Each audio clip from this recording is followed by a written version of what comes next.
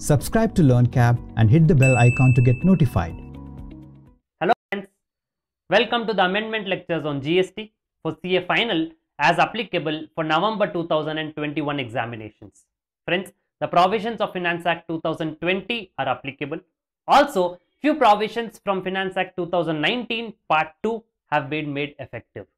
Further, the notifications and circulars which have been issued till 30th of April 2021 are applicable for these examinations. We are going to discuss and learn all of them in a detailed manner. I wish you a very happy learning experience. And before we take off, for LearnCap students, the lectures are already updated in the portal. Whatever amendments which we are going to discuss in these amendment lectures are already incorporated in the chapters which are there in the portal.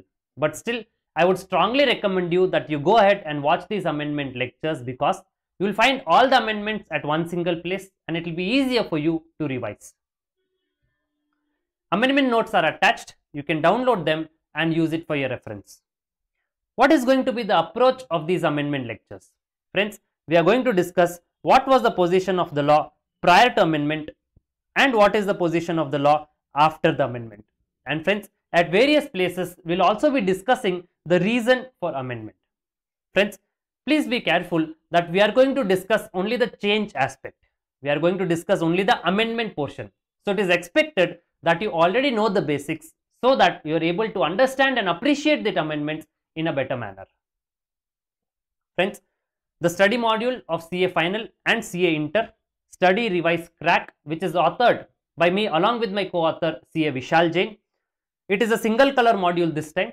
It is available for sale at the ID, at the address which is mentioned over here. If you wish to place an order, you can go ahead and place the order.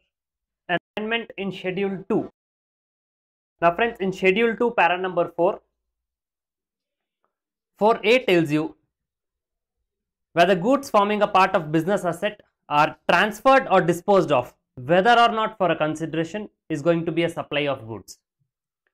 Whether goods which are forming a part of business assets, which are put to private use or are made available to any person for any purpose other than business, whether or not for a consideration, is going to be a supply of service.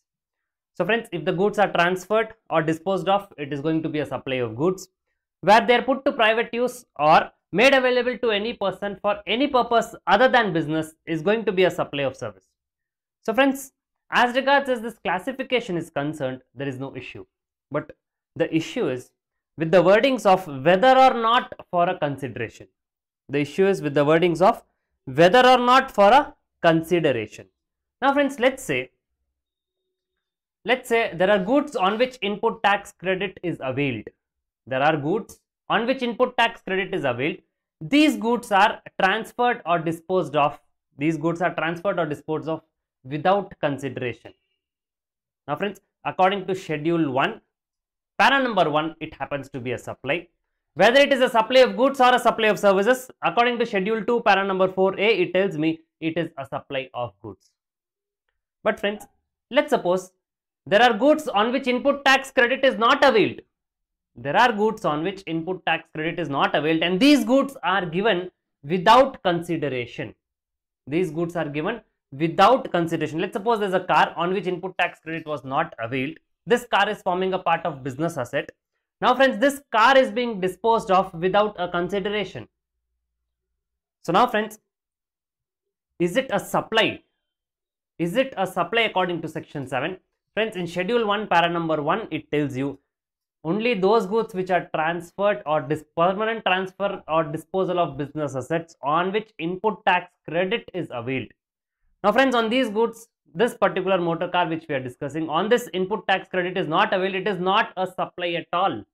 It is not a supply at all. But friends, when I come to Schedule number 2, para number 4, A tells me if it is transferred or disposed of, whether or not for a consideration, it happens to be a supply of goods.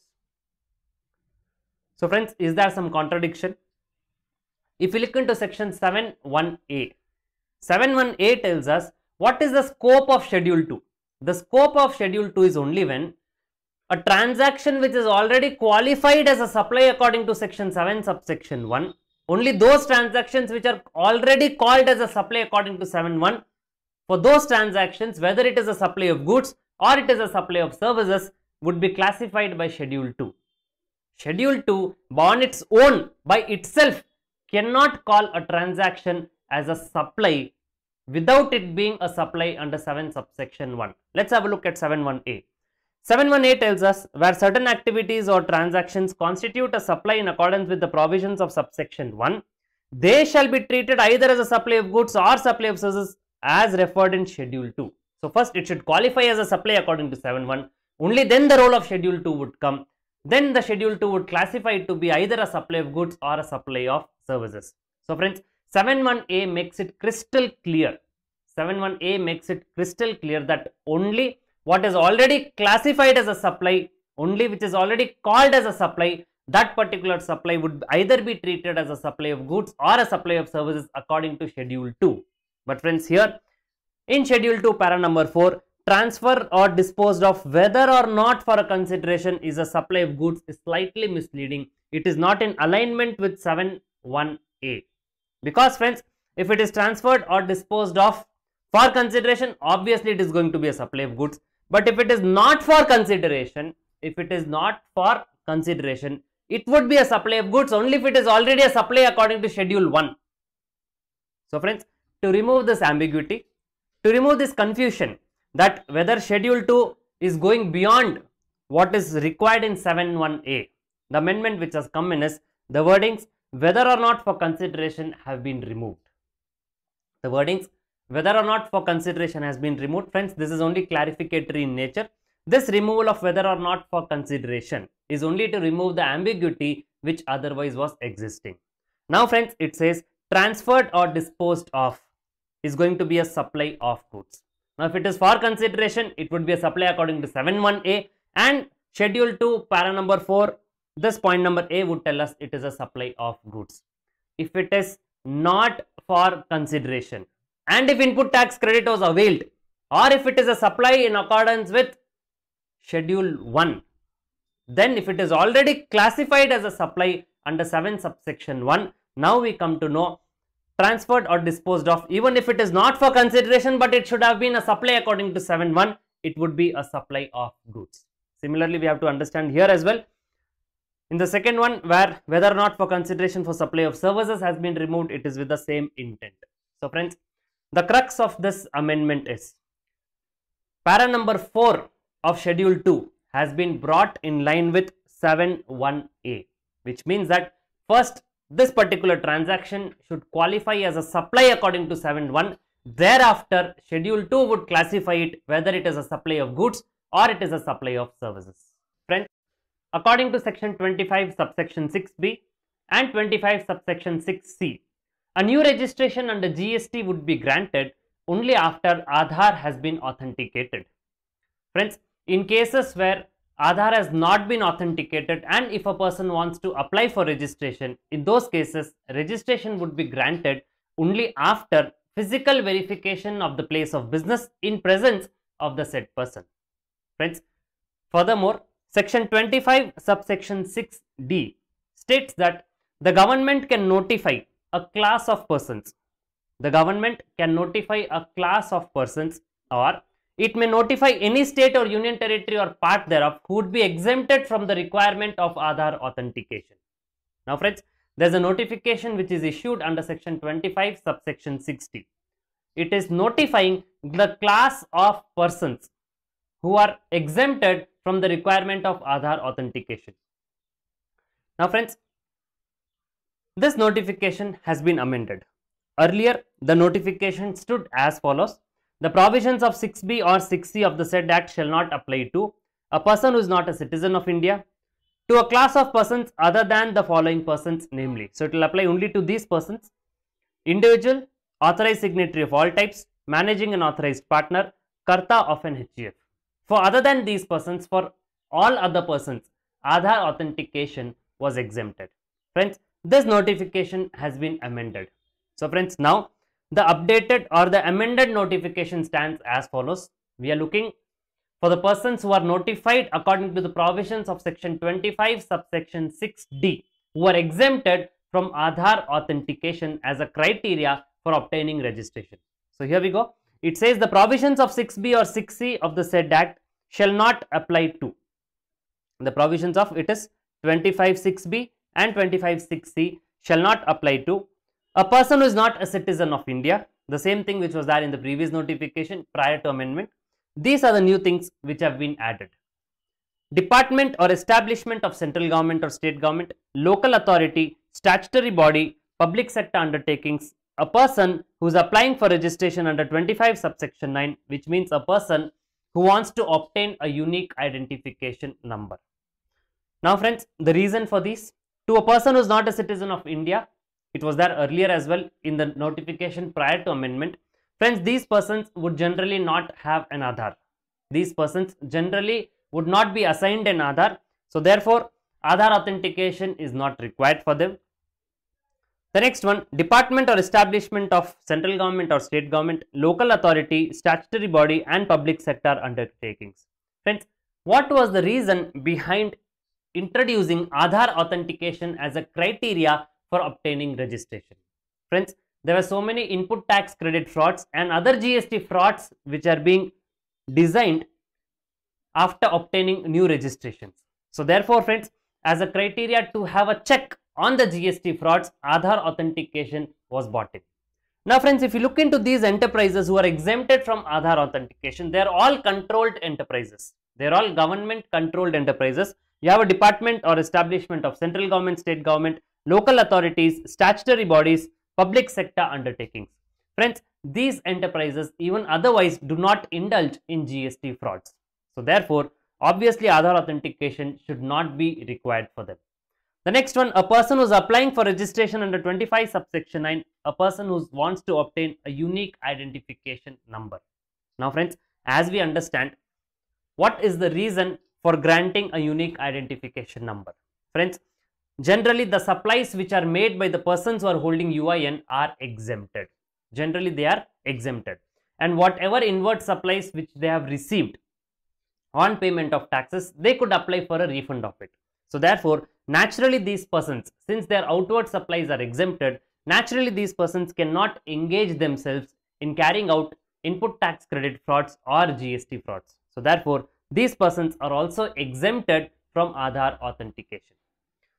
So friends, we have seen the notification 17/2020 being amended, which exempts a class of persons from Aadhaar authentication. Now friends, further there are few changes. As regards as the process of application of new registration under GST is concerned. Now friends, prior to amendment, if a person has not opted for Aadhaar authentication, or he has opted for Aadhaar authentication but Aadhaar authentication fails, in those cases registration would be granted to him only after physical verification of place of business in presence of the said person. Furthermore, there was a proviso which stated that wherever the proper officer is satisfied, wherever the proper officer deems it fit, he may let go the physical verification, and in lieu of physical verification, he could check, he could verify certain other documents as he deems it fit. Now friends, the point was, wherever physical verification was required, the officer still had a discretion to not carry out the physical verification and to check certain other documents. Let's have a look at the provisions which were there prior to amendment. So rule 9, it told you that a person who fails to undergo authentication of Aadhaar or who does not opt for authentication of Aadhaar, registration shall be granted only after physical verification of place of business in presence of the said person in the manner as it is given under rule number 25. Now friends, there was a proviso provided further that the proper officer may, for the reasons to be recorded in writing and with the approval of an officer not below the rank of joint commissioner, strict control mechanisms were placed.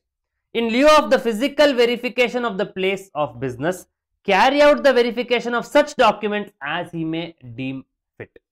So friends, here the provision was something like this.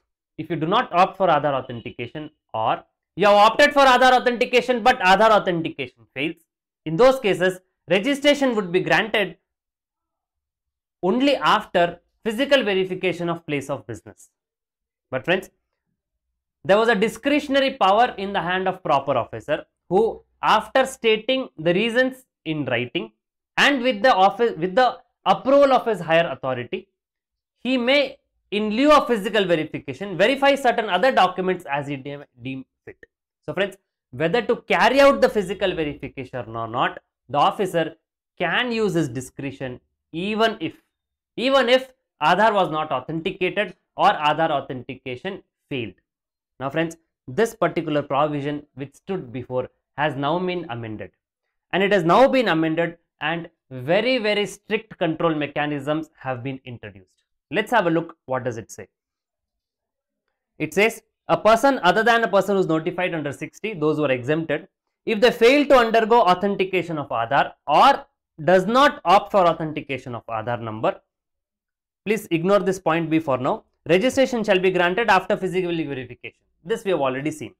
Now let's have a look at the second point, point number B. Provided that where the PO with the approval of an officer authorized by the commissioner not below the rank of assistant commissioner deems it fit to carry out physical verification of the place of business, registration shall be granted only after physical verification of place of business in presence of the said person. There is a huge change in the position prior to amendment and post amendment.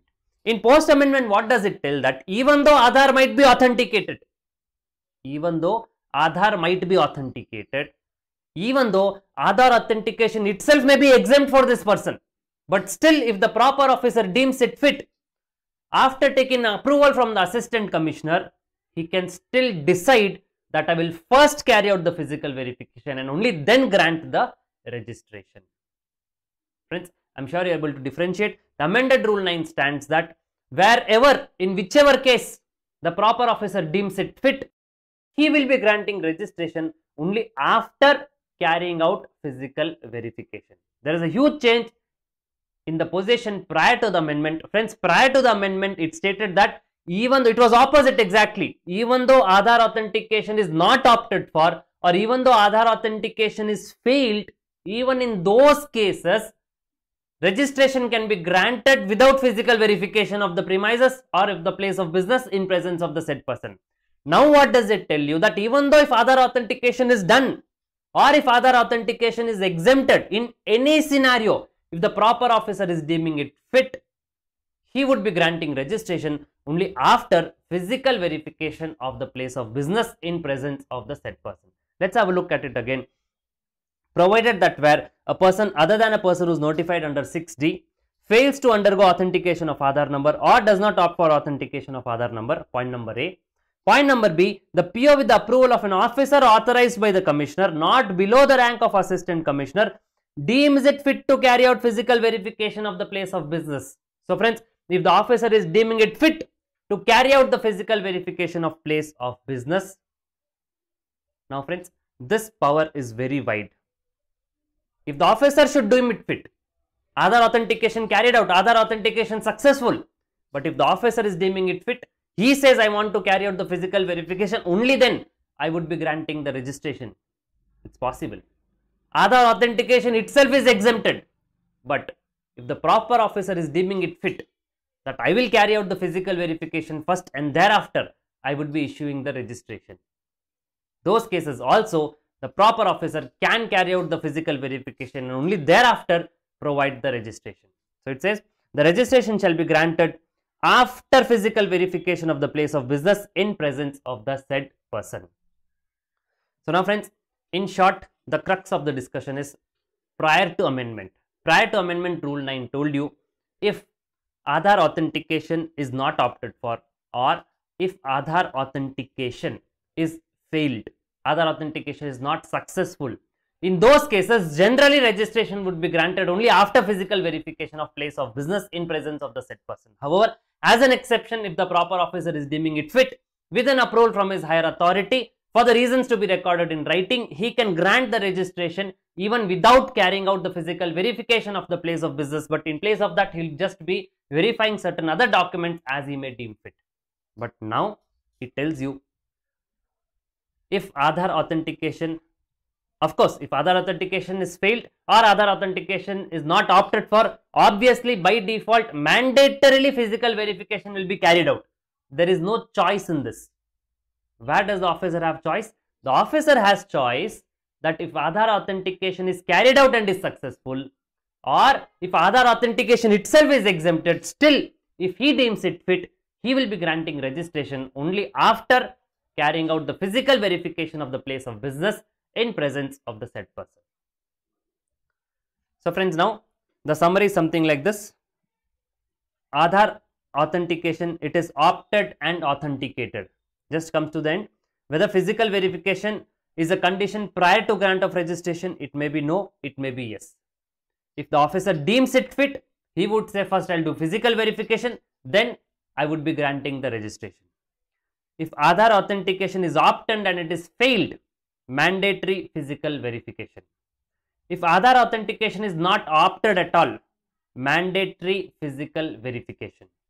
If Aadhaar authentication is exempted, it could either be no or it could be yes. It is at the discretion of the officer.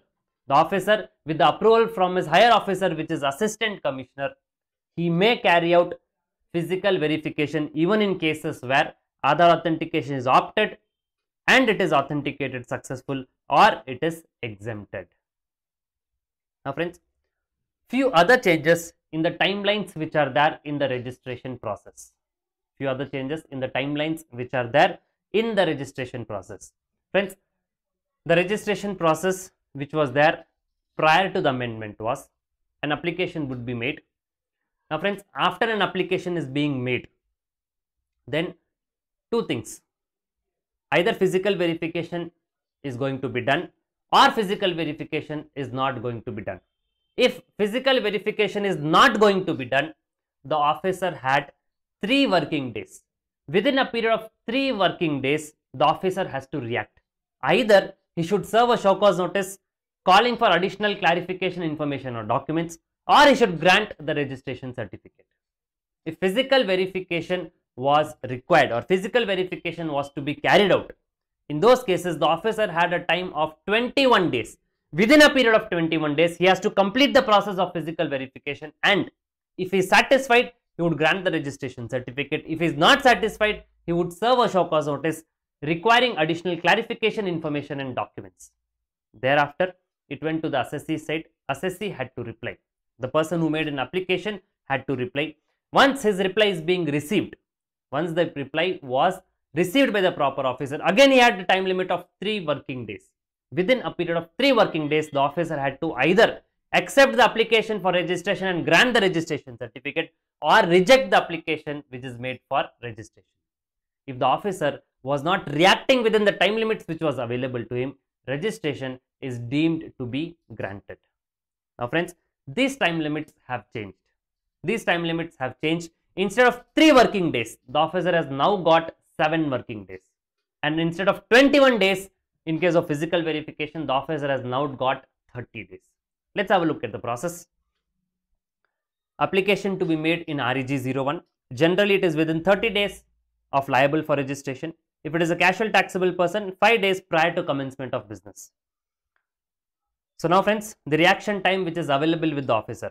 If Aadhaar authentication is done, or if Aadhaar authentication is exempted, and proper officer does not want to do physical verification. Please be very, very careful. The amendment we have just read now. If Aadhaar authentication is done or it is exempted, and the proper officer does not want to carry out physical verification, because please remember, even if Aadhaar authentication is done or if Aadhaar authentication is exempted, the proper officer still has got rights to first carry out the physical verification, then grant the registration. So if Aadhaar authentication is done or is exempted and PO doesn't want physical verification, then the officer has got a time limit of 7 working days. Within 7 working days of the date of submission of application, either approve the registration application and grant the certificate, or serve a show cause notice seeking additional clarification information documents.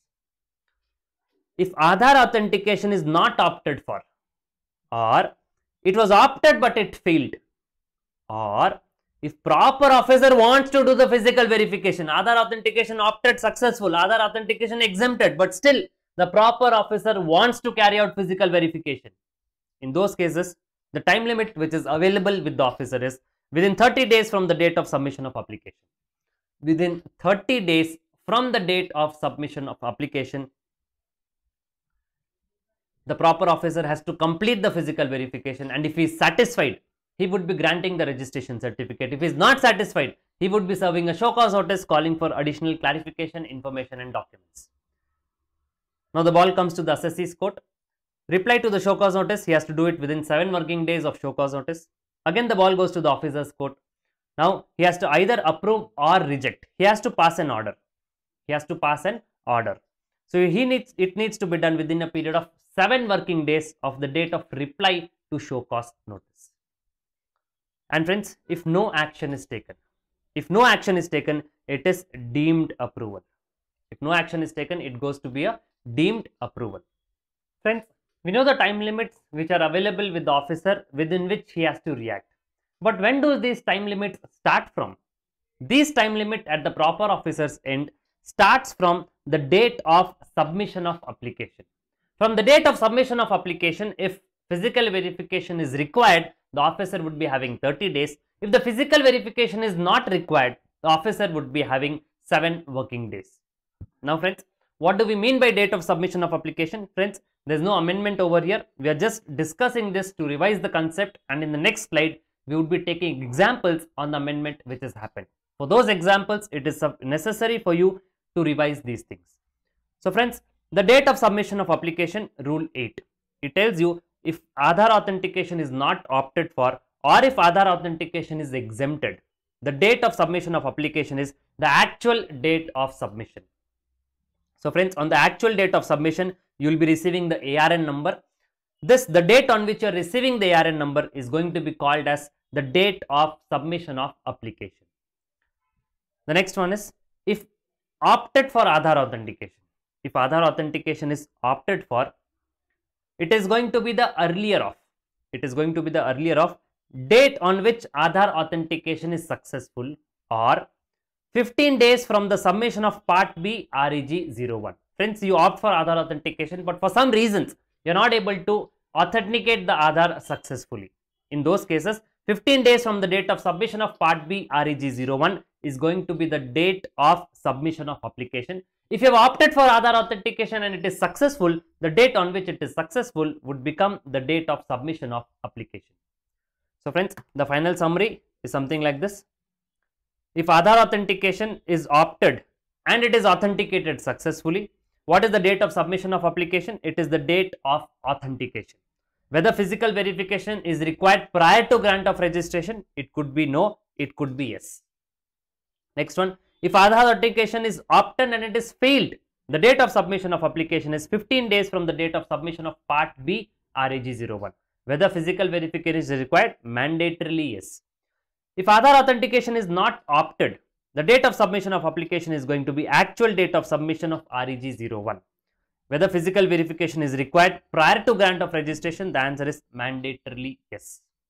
If Aadhaar authentication is exempted, what is the date of submission of application? It is the actual date of submission of REG 01. It is the actual date of submission.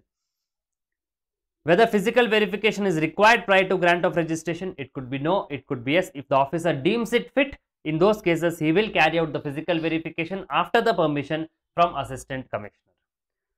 So now friends, let's take examples.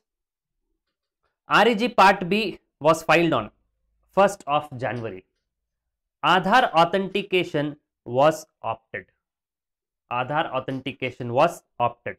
Whether Aadhaar authentication was success or failure, Aadhaar authentication was successful. What is the date of Aadhaar authentication? 1st of January itself.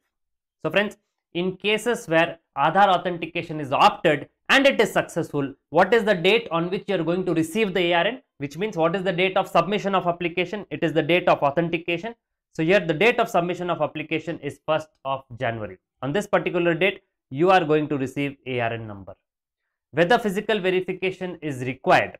Now friends, if it is opted and it is successful, it is the discretion of the officer to carry out the physical verification. The officer decides not to carry out physical verification. Now when he decides not to carry out physical verification, the time limit which is available with the officer is 7 working days. Within 7 working days, either he has to grant the registration or he has to serve the show cause notice. So the time limit is 8th of January from the date of submission of application. You need to remember it very, very carefully. The timelines of the officer would start from the date of submission of application, and the date of submission of application has got a separate definition which we have seen just now. Application form submitted on 1st of January, REG Part B. Aadhaar authentication is opted, it is successful. The date on which it is successful is 3rd of January. Although he filed it on 1st of January, he tried on 1st January, not successful. 2nd January, not successful. 3rd January, when he tried again, it is successful. What is the date of submission of application? Where Aadhaar authentication is opted and it is successful, the date of submission of application is the date of authentication. So the date of authentication is 3rd of January. This is the date on which he is going to receive the ARN number. From this date, the timeline of officer starts. Now friends, Aadhaar authentication is opted and it is successful. Whether physical verification is required, it is the discretion of the officer. The officer decides not to carry out the physical verification. In these cases, the time limit which is available with the officer is 7 working days from the date of submission of application. So therefore, by 10th of January, either give a show cause notice or give the registration. 1st January, Aadhaar authentication is opted. It is successful. The date on which Aadhaar is authenticated is 3rd of January. What is the date of submission of application? 3rd of January. Physical verification, yes. Although Aadhaar authentication is opted and it is successful, the officer deems it fit after taking it permission from the assistant commissioner. He wants to carry out the physical verification. Now friends, when he wants to carry out the physical verification, the time limit which is available with him is going to be 30 days. Within a period of 30 days, he has to either give a show cause notice or give the registration. So now he has got time limit till 2nd of February. The next one, 1st January, REG Part B, Aadhaar authentication is opted and it fails. Aadhaar authentication fails. The date of Aadhaar authentication not applicable. What is the date of submission of application? When Aadhaar authentication is opted and it is failed, it is 15 days from the date of submission of Part B REG 01. Part B REG 01 filed on 1st of January. The date of submission of application 16th of January. On 16th of January, ARN number would be received. So from this date, the time limit starts. Now friends, since Aadhaar authentication was opted and it is failed, it is mandatory physical verification. So here it is mandatory physical verification. Now when physical verification has to be carried out, the officer has got a time limit of 30 days. So by 15th of February, 30 days from the date of submission of application. By 15th of February, either give the show cause notice or give the registration.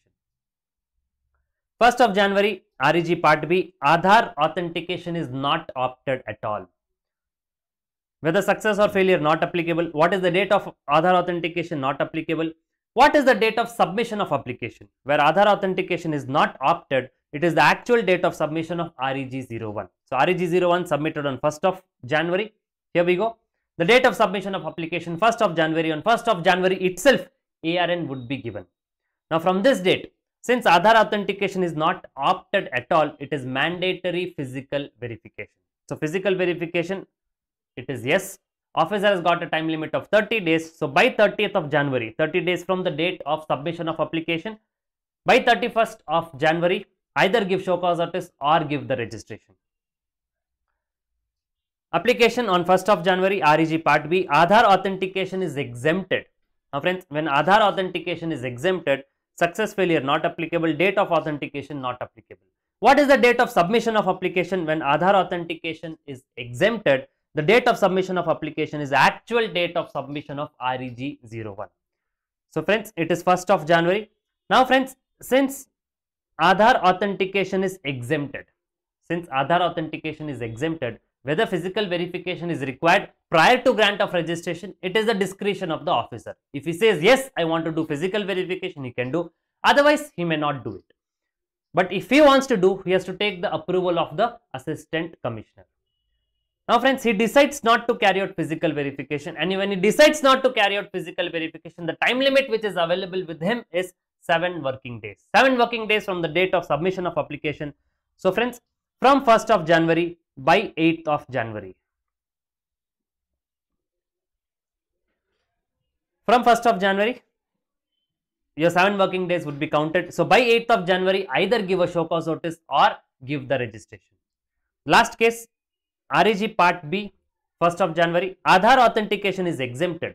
Success failure not applicable. Date of authentication not applicable. Date of submission of application 1st of January. The officer decides to carry out the physical verification prior to grant of registration. So he takes the permission from the assistant commissioner and wants to carry out the physical verification. Now friends, when he wants to carry out the physical verification, the time limit which is available with him is 30 days from the date of submission of application. Application was submitted on 1st of January. So by 31st of January, either he needs to give a show cause notice or he needs to give the registration. So friends, by now I am sure in this examples of 7 permutation combinations what we have seen, you have thoroughly revised 2 of the amendments. 2 of the amendments you have thoroughly revised. One amendment is even if Aadhaar authentication is successful or if Aadhaar authentication is exempted, still with the approval of assistant commissioner, the proper officer can carry out physical verification of the place of business in presence of the said person prior to grant of registration.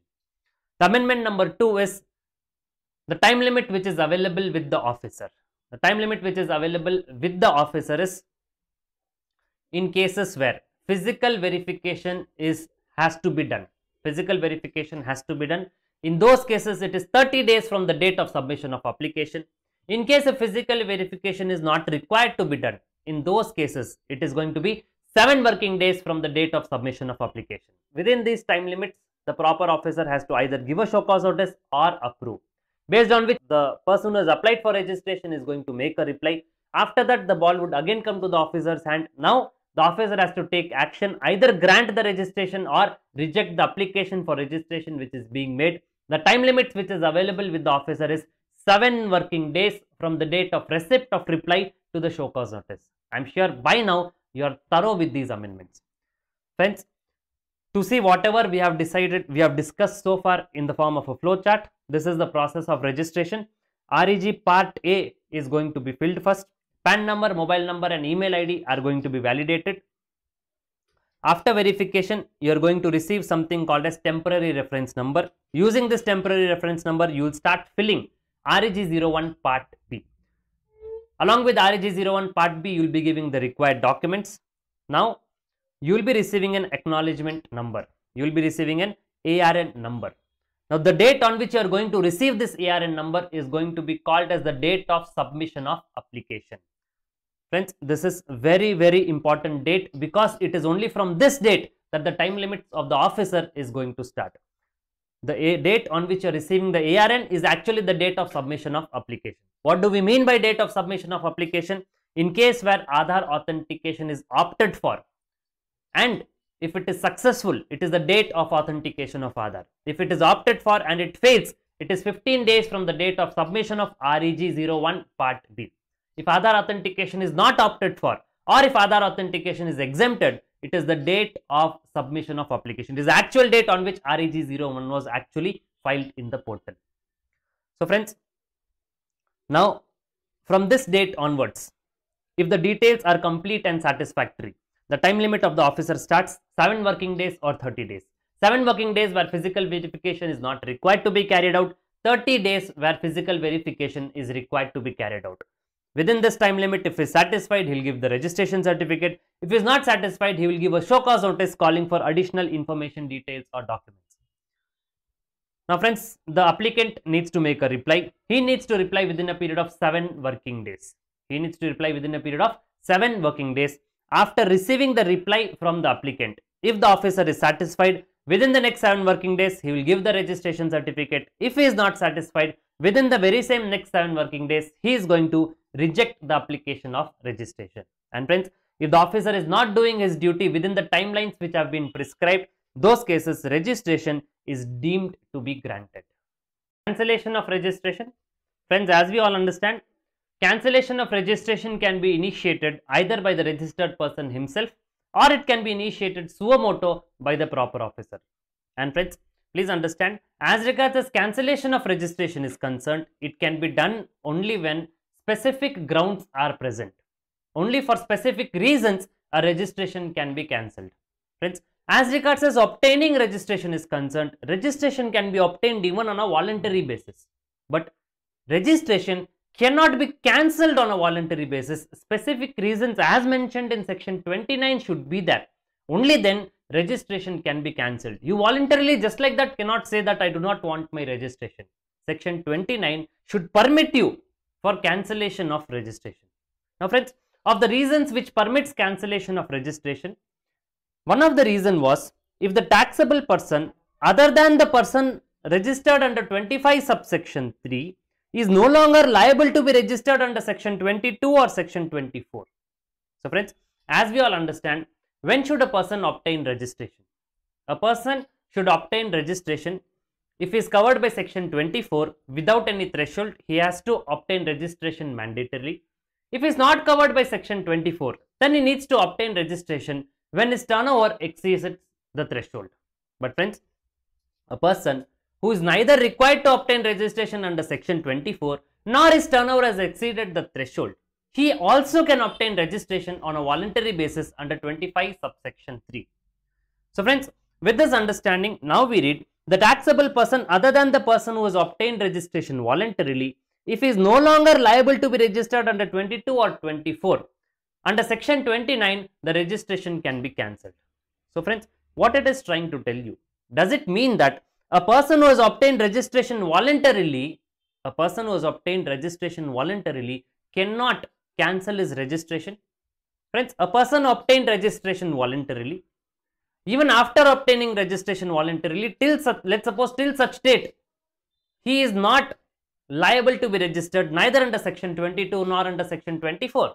Just for fun, let's suppose some of his friends attended GST classes and he wanted to try how to obtain registration. He applied registration for this person. Now friends, this particular person, even after obtaining registration, his turnover never exceeded the threshold. He wants to make an application for cancellation of registration. Can he do so? Section 29 tells us a taxable person other than the voluntarily registered person, if he is no longer liable to be registered under 22 or 24, he can make an application for cancellation of registration, or the proper officer can cancel his registration. Now friends, the question is, what about the person who has obtained registration voluntarily? Friends, earlier there was a rule called as Rule 20, which read as, no application for cancellation of registration shall be considered in case a taxable person who has registered voluntarily before the expiry of period of 1 year from the effective date of registration. So friends, if you have obtained registration voluntarily, then within a period of 1 year from the effective date of registration, you cannot make an application for cancellation of registration. This Rule 20 was earlier there, and this Rule 20, this particular proviso in Rule 20 was also deleted. Which meant that a person who has applied for registration voluntarily can also make an application for cancellation of registration. I repeat, there was a proviso in Rule 20 which stated that earlier, it stated that a person who has obtained voluntary registration cannot make an application for cancellation of registration with a period of 1 year from the effective date of registration. This proviso was omitted, which means that a person who has obtained registration voluntarily can also make an application for cancellation of registration. But friends, the wordings of section 29 were not in line with this intention. Friends, obviously, if a person has obtained registration voluntarily and if he is no longer liable to be registered neither under 22 or 24, he should also be allowed to cancel the registration. So friends, although the proviso was omitted, but still the wordings of section 29 were not changed. So friends, now there is an amendment in section 29 which reads that if the taxable person is no longer liable to be registered under 22 or 24, or if he intends to opt out of the registration which is voluntarily made under section 25 subsection 3, he can make an application for cancellation of registration, or the proper officer can suo motu cancel his registration. So friends, I'm sure you're able to follow this. The only change was already this understanding was there by omitting the proviso from Rule 20, but however the wordings of section 29 were not changed. Now our wordings of section 29 are changed, which effectively tells us that if a person is not liable to be registered under 22 or 24, even though he might have obtained registration voluntarily, he also can make an application, or his registration also can be cancelled. Now friends, when the cancellation of registration is initiated suo motu by the department, the department also can initiate suo motu cancellation of registration only when the reasons specified under section 29 get attracted. Now friends, in those reasons, there are 3 new reasons which are coming. There are 3 new grounds wherein the proper officer can initiate suo motu cancellation of registration. What are they? If a person is availing input tax credit in violation of the provisions of section 16 or rules made thereunder. So, if a person is availing input tax credit in violation of the provisions, his registration is liable to be cancelled. The proper officer can suo motu initiate cancellation of registration. Friends, what is meant by availing input tax credit in violation of the provisions? Let's take a look at few cases. If input tax credit is availed on those supplies which are not in the course of furtherance of business, input tax credit is not supported by an invoice. Input tax credit is supported by an invoice, but all the required particulars, the mandatory particulars which should be mentioned on an invoice are not available. Input tax credit is taken without receiving the goods or services. Input tax credit is taken without complying with 36 sub rule 4. If input tax credit is taken without filing the return. If input tax credit is taken on payments which are delayed beyond 180 days. You received the goods services, you received the document, you availed input tax credit. You did not make a payment to the supplier, the value of the supplier along with GST thereon. You did not make it to him within a period of 180 days. You were supposed to reverse the credit with interest. You did not do so. Your registration is liable to be cancelled.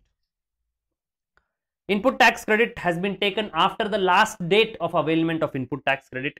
Input tax credit is taken on capital goods despite depreciation also is claimed on the ITC component. So you claim depreciation also on the tax portion and you also take input tax credit. It is violation of the provisions of section 16. Input tax credit is taken in respect of tax paid on account of fraud, willful misstatement or suppression of acts. Input tax credit pertaining to some other registered person is taken. So friends, these are all the examples where input tax credit is taken in violation of the provisions of section 16 or rules made thereunder. And if it is done so, the officer can initiate suo motu cancellation of registration. We have done with this. The second one, if a person is furnishing GSTR 1 for one or more tax periods, which is in excess of outward supplies which is declared in his valid return under section 39. I repeat, if the turnover or the value of outward supplies which is declared in GSTR 1 for one or more tax periods is in excess of outward supplies which is declared in his valid return under section 39. Now friends, as we all understand, a registered person has to file details of his outward supplies in GSTR 1. He needs to pay the taxes and file a summary return through GSTR 3B. So friends, in GSTR 1, there is no payment of taxes. It is just furnishing the details of outward supplies. In GSTR 3B, a summary is being given. What is the total value of outward supplies which is being made? What is the tax thereon? How much is the input tax credit? The difference, if any, is being paid through the electronic cash ledger and the return is being filed. So now friends, when a person furnishes two types of returns, one is details of outward supplies and one is GSTR 3B for a particular tax period, obviously, what should be the ideal scenario? Whatever is the turnover which is declared in GSTR 1 should match with the turnover which is declared in GSTR 3B because both pertain to the same tax period.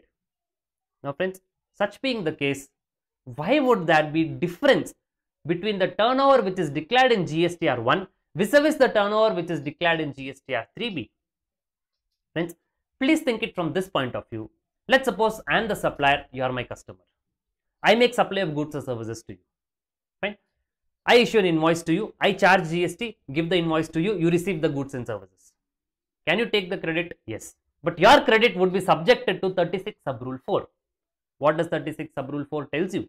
That only when the supplier is going to file his GSTR 1, you will be in a position to take the input tax credit. So friends, now the business is going to force me, my customers are going to force me to file my GSTR 1 correctly. Now friends, in my GSTR 1, can I under-report the turnover? The answer is obviously no, because either if I do not upload the invoice, if I do not file the invoice which I have given to you, or if I am going to undervalue this, if suppose I have given you the invoice of 10 lakhs and in GSTR1 if I am going to show only 5 lakhs, obviously you are going to be agitated because you will be hit by 36 sub rule 4. You will not be in a position to take the credit. So therefore, business is forcing me, my customers are forcing me to file GSTR1. My customers are forcing me to file GSTR1 and I have to ensure that I file my GSTR1 correctly and that too within due date. Only then I'll be able to run in the business. Otherwise, I'll be losing my customers. Or if I do not furnish my GSTR1, either I'll lose my customer or the customer would not make me a payment. He would withhold the amount. Or if I had already made the payment, subsequently is not going to continue business with me. So friends, I am forced by my customers to file my GSTR1 correctly and GSTR1 within due date.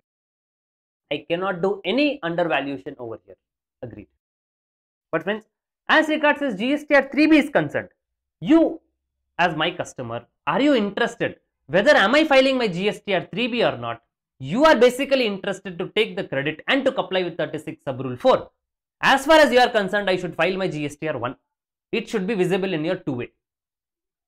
Whether I file my GSTR3B or not, you are not as much as interested as you are interested in my GSTR1.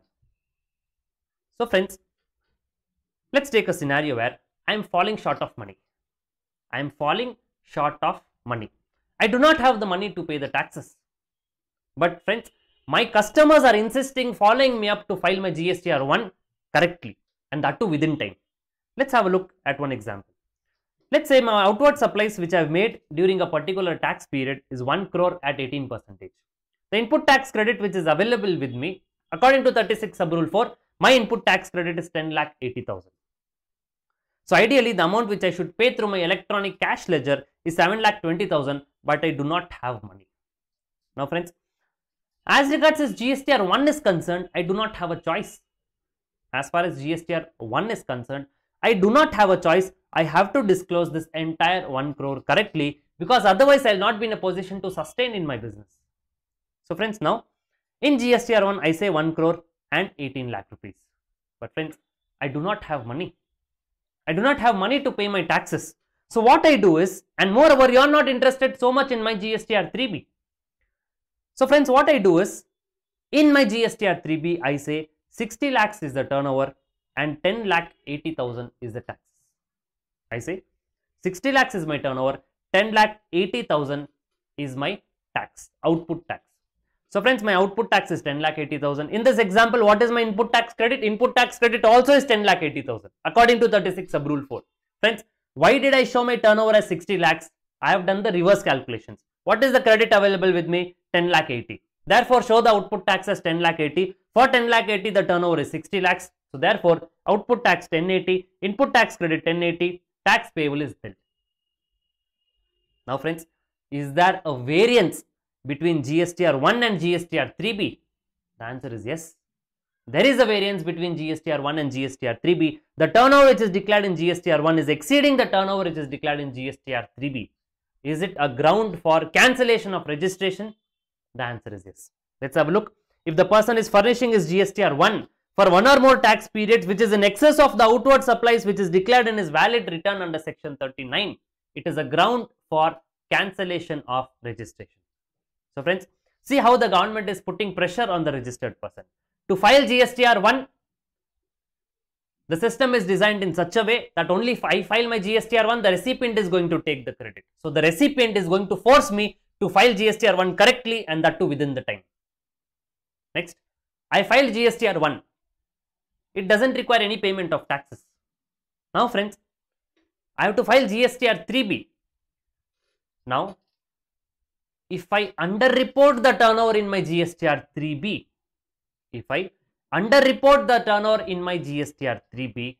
I would not be in a position to continue with my registration because if there is a variance between 1 and 3B, my registration itself is liable to be cancelled. And friends, please understand the consequences. If my registration itself is liable to be cancelled, I will not be in a position to do business at all. So therefore, the pressure is being put to file GSTR1 and also the pressure is being put indirectly to file GSTR3B correctly. Now friends, let's say what if I do not file my GSTR 3B at all? If I do not file my GSTR 3B at all. See, the problem is, what does this point say? If I furnish my GSTR 1 for one or more tax period, which is in excess of outward supplies which is declared in the valid return under section 39. Only if I file, there is a problem. I will not file 3B at all. Friends, if I do not file 3B at all, in this amendment lecture, in the further discussion, you are going to see that if I do not file 3B for specified periods, I would not be allowed to file my GSTR 1 for the subsequent period. Just imagine the pressure is being put in a designed manner. 1, I file it. I have to file it because my customers require it. 3B, if I am filing it, but if I am not filing it correctly, 1, the turnover is on a higher side, 3B, the turnover is on a lower side, my registration is liable to be cancelled. If I do not file 3B at all, for certain specified periods, we are going to see that. If I do not file 3B at all, I would not be permitted to file my 1 for the subsequent periods. Which means, again my customers are going to pressurize to file me 1. For filing 1, I have to file my past periods 3B. Are you able to follow this? Friends, another point. If I do not file my 3B at all, even otherwise, straight away my registration is liable to be cancelled. Here we go. If a person has not filed return for a continuous period of 6 months, my registration is liable to be cancelled. So friends, the government is trying to threaten from various ways to ensure that the taxes are being paid to the government in a correct manner. Now friends, coming back to this example. What is the example we were seeing? The turnover is 1 crore at 18%. 10,80,000 is input tax credit. 720 is ideally to be paid by cash ledger, but this person is not having money.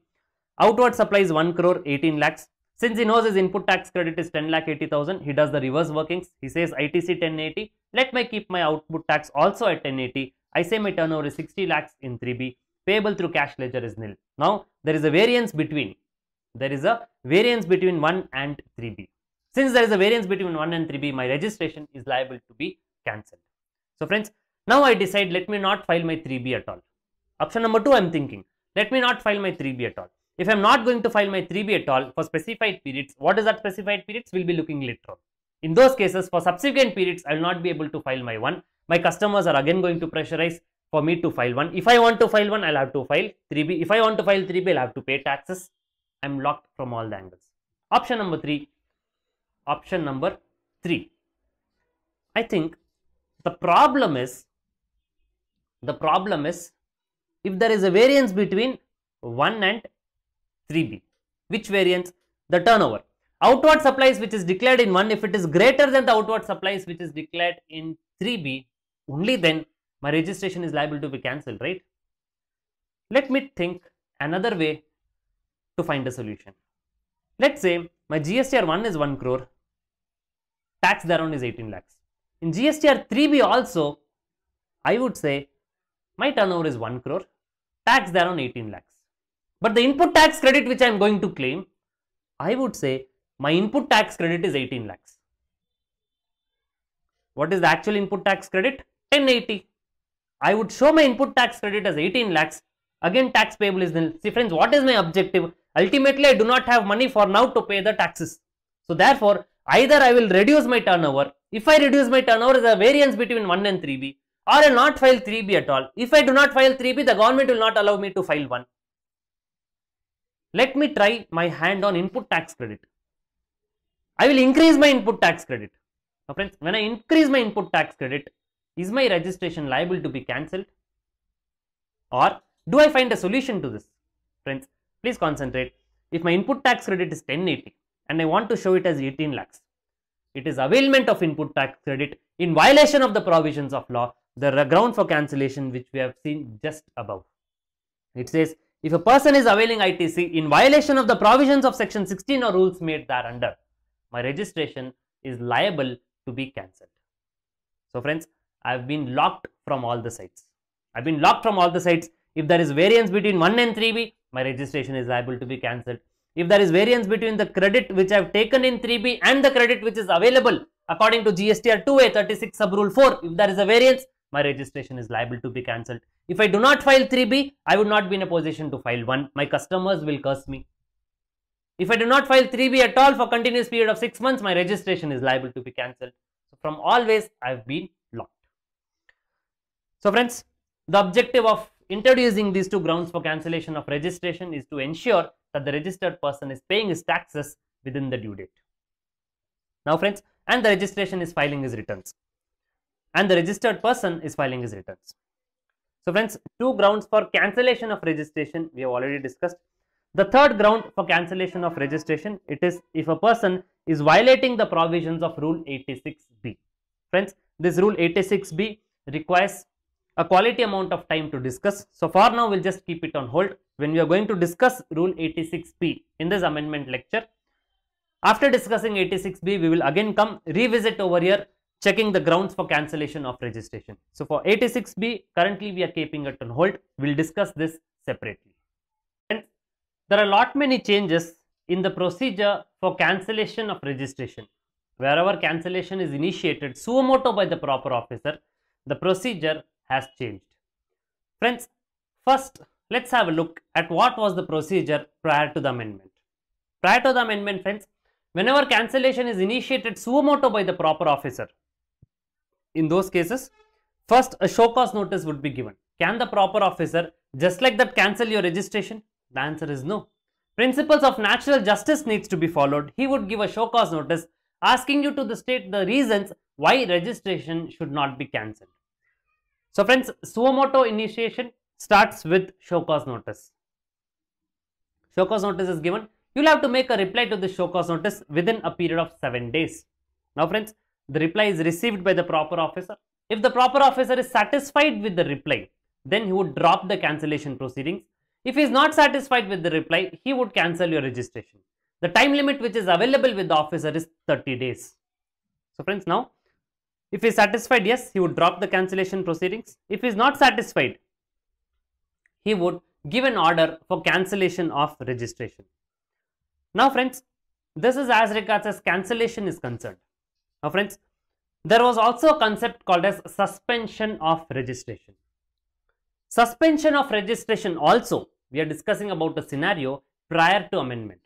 Prior to amendment, suspension of registration also needs to be done only after serving a show cause notice for suspension of registration. Even suspension of registration cannot be done.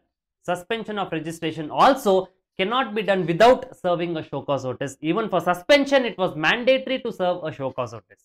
So friends, in this entire process, a show cause notice, the proceedings started with show cause notice for cancellation of registration, and thereafter the officer would be issuing a show cause notice as to why registration should not be suspended. Thereafter, officer would suspend the registration with effect from a date to be determined by him. Now friends, during the period when the registration is in suspended stage, this particular person cannot issue a tax invoice and cannot collect taxes from his customers. Of course, he could make a supply, he could sell his goods, but for the goods which is selling, he will not be in a position to issue a tax invoice and collect taxes from his customers. So friends, this was the procedure. This was the procedure prior to amendment. And friends, when is the suspension going to be revoked? Whenever the cancellation proceedings completed. What do we mean by completion of cancellation proceedings? Giving an order. Giving an order either to drop the proceedings or giving an order to cancel the registration. Whatever way the order comes, either the proceedings are dropped or the registration is cancelled. In whichever way the order comes, it is said that the proceedings are completed. So friends, whenever the cancellation proceedings got completed, the suspension also got revoked. Suspension was only a temporary phase till the time order is supposed to come. The moment order came, if the order was there to drop the proceedings, it would be a case where suspension never happened.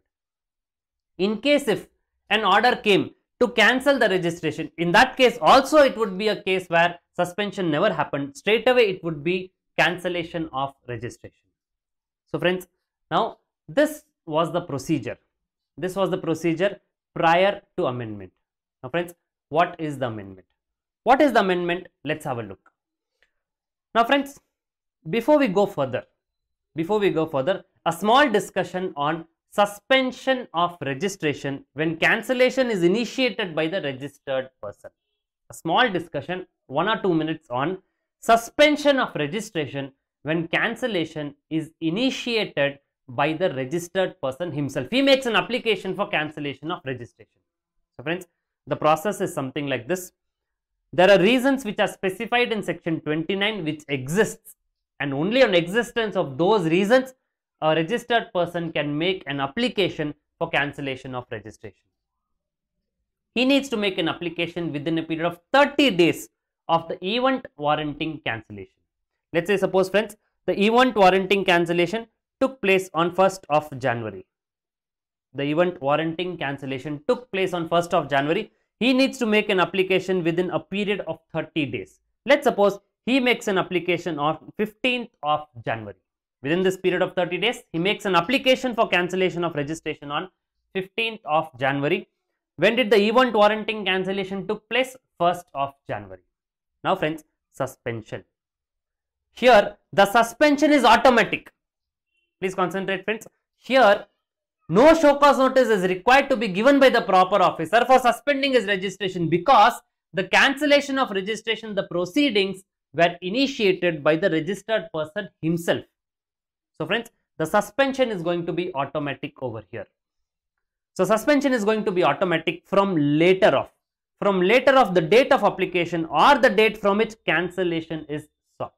So friends, in this case, cancellation is sought from 1st of January. The date on which he is making an application is 15th of January. So whichever is later, here his registration would be suspended automatically from 15th of January. Next one, action by proper officer. The proper officer would give a cancellation order within a period of 30 days from the application date. So friends, when the cancellation order is going to come, the suspension whichever was there is going to be revoked, because suspension is only a temporary phase till the cancellation proceedings are completed. During the period of suspension, this particular person cannot issue any tax invoice.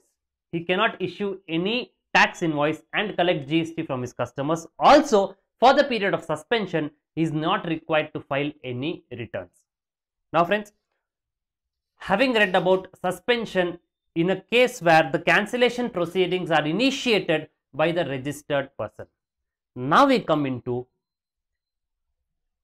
the segment where the cancellation proceedings are suo motu initiated by the proper officer. The cancellation proceedings are suo motu initiated by the proper officer. Friends, there is a sea change in these proceedings. Let's have a look. When cancellation proceedings are suo motu initiated by the proper officer, there are two approaches. There are two different approaches. Approach number 1 is against risky persons. For now, we'll just name them as risky persons. Approach number 1 is against risky persons. We'll call them as specified cases. Approach number 1 against risky persons. So we'll call them as specified cases. Friends, in specified cases, what is the procedure when the proper officer wants to suo motu cancel the registration? Step number 1 is, in case of risky cases, we are talking about specified cases. First is, the officer would suspend the registration. Such a huge step. The officer is going to suspend the registration. Any opportunity of being heard is being given by the officer, asking him, please come and show cause why your registration should not be suspended. The answer is no. Straight away suspend the registration. First shoot, then interrogate. So friends, here, in case of risky cases where the cancellation is initiated suo motu by the proper officer, first step is suspend the registration. No show cause notice to be given for suspension of registration. So first step, suspend the registration. Along with it, intimate certain deficiencies. Intimate why his registration is being suspended. You will inform him why registration is being suspended and ask him why registration should not be cancelled. So friends, here a show cause notice is being given. But show cause notice is not for suspension of registration. It is asking reasons why registration should not be cancelled. I'm sure you're able to appreciate the difference between suspension of registration and cancellation of registration. The approach by the proper officer, where cancellation is initiated suo motu by them, two set of approaches. We are discussing about the first approach, risky cases. We are naming them as specified cases. In specified cases, the officer would first suspend the registration, inform why registration is being suspended, and ask reasons why registration should not be cancelled. So, as far as suspension is concerned, it is one-sided game by the proper officer. Now, suspension is mandatory in this case. First, he would suspend the registration. He would inform why registration is being suspended, give a show cause asking why registration should not be cancelled. So, for suspension, it is one-sided game. Of course, for cancellation, he will give a show cause notice asking reasons why registration should not be cancelled, and the registered person needs to give a reply within 30 days. The registered person will have to give a reply within 30 days. The proper officer will be passing an order in the next 30 days.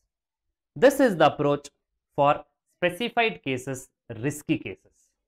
Now friends, what are specified cases?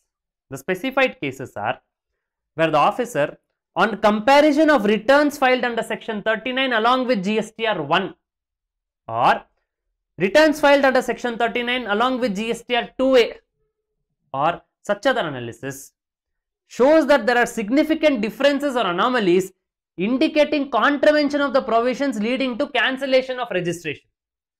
So friends, in simple terms, it tells you if there is variance between GSTR 1 and GSTR 3B or variance between GSTR 2A and GSTR 3B, variance between GSTR 1 and GSTR 3B, variance between GSTR 2A and GSTR 3B. Friends, have we seen already this somewhere else? The answer is yes. We have seen grounds for cancellation of registration. In those grounds, we have seen where input tax credit is availed in violation of the provisions of section 16. So here is a reason where variance between GSTR 2A and GSTR 3B. The next one, where the details of outward supplies which is declared in GSTR 1 is greater than those which are declared in return under section 39, variance between GSTR 1 and GSTR 3B. So friends, wherever there is a variance between 1 and 3B or wherever there is a difference between 2A and 3B. So friends, in those cases, it would fit into specified cases. It would fit. Is it a ground for cancellation of registration? Yes. What is the approach? It is approach number 1. What is approach number 1? First suspend the registration. Don't talk. Nothing doing. First suspend the registration. Talking will do later on. First suspend the registration so that this particular person is not in a position to issue a tax invoice and collect taxes from his recipients. So friends, first suspend the registration. Along with it, inform why his registration has been suspended. They will inform that such amount there is a variance between 1 and 3B. So much is the amount which is variance there between 3B and 2A. So this intimation would go. And give a show cause. Ask the reasons based on these grounds, asking the registered person why his registration should not be cancelled. So friends, here suspension is along with intimation. It is mandatory, followed by the registered person within 30 days, followed by the officer in the next 30 days. In other cases, what do we mean by other cases? Let's suppose there's a person who's carrying out business which is not declared as a place of business in his registration certificate. We have a ground for cancellation, that as well, if he is not conducting business from the declared place of business. So friends, if a person is not conducting business from the declared place of business, is it a ground for cancellation of registration suo motu by the officer? The answer is yes. Is it specified case or other case? It is other case. So friends, in other case, what is the starting point? The starting point is give a show cause notice for cancellation. The starting point is give a show cause notice for cancellation of registration. The officer would say, you are not carrying out business from the declared place of business. Show cause why your registration should not be cancelled. Now friends, after serving a show cause notice for cancellation of registration, here the officer, it is very important, will suspend the registration separately. Suspension would start after show cause notice for cancellation is being given. The officer would suspend the registration separately, from which date? With effect from a date to be determined by him. And friends, this suspension is optional. It may so happen this particular officer would give a show cause notice for cancellation. He may not even suspend the registration. Show cause notice is given for cancellation. He would analyze and then pass the order. Suspension is not required. It is not mandatory. It is discretion of the officer whether to suspend or not to suspend. It may also so happen he would serve a show cause notice for cancellation. Along with it, he will also suspend the registration. Along with it, he will also suspend the registration with effect from a date to be determined by him. Friends, the question is, in approach number 2, which would start with first show cause notice is being given for cancellation of registration. That is the starting point. Whether any show cause notice has to be given for suspension of registration. Friends, we understand suspension of registration is optional, agreed. If the officer doesn't want, he will not do. But if he wants to do, if he wants to suspend the registration, should he serve a show cause notice to a registered person stating him that show cause why your registration should not be suspended? The answer is no. Friends, as regards the suspension is concerned, it is always one-sided game by the proper officer. He will not ask any reasons. He will not give any opportunity of being heard. Straight away, he would suspend the registration.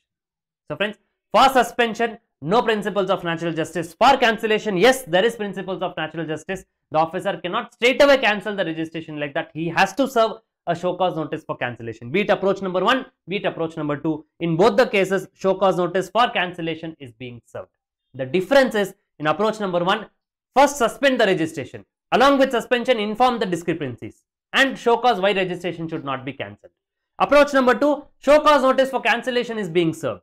Then, if the officer wants, he may suspend. If he doesn't want, he will not suspend. But if he wants to suspend, he need not serve a show cause notice for it. He would straight away suspend it. Also, the date of suspension is going to be the date to be determined by this particular proper officer. So now friends, the registered person is being served a show cause notice. He gets time to reply. Since it is a non-risky case, the time which is available with this registered person is a smaller time. He has to reply within 7 days. In case of specified cases, he has to reply within 30 days. In case of other cases, reply within 7 days. Action by the proper officer, they have to pass an order in the next 30 days. The most important point, there is no principles of natural justice for suspension. The officer would not take any of your reply, would not even serve you show cause notice. Come show cause why your registration should not be suspended. Be it approach 1, be it approach 2, he can suspend it in one-sided. The difference is, what is the difference between approach 1 and approach 2?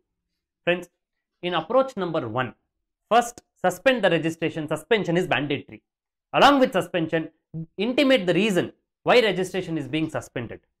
They are not asking whether a suspension should be done or not. They are intimating your registration is suspended. These are the reasons.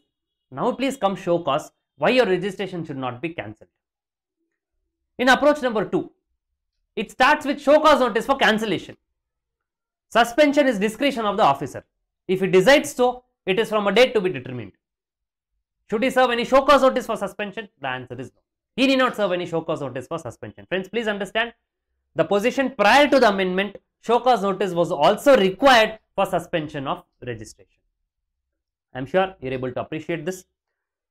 Now friends, let's have a look at rule number 21A. The provisions we have already discussed. Let's have a look at the wordings of 21A, which speaks about suspension of registration. Where a registered person has applied for cancellation of registration under Rule 20, this is a case where the registered person is making an application for cancellation of registration. The registration shall deem to be suspended, automatic suspension, from the date of submission of application or the date from which cancellation is sought, whichever is later.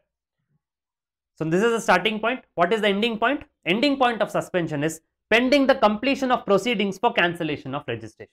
What is meant by completion of proceedings for cancellation? An order is being passed. That order could either drop the cancellation proceedings or that order could either cancel the registration.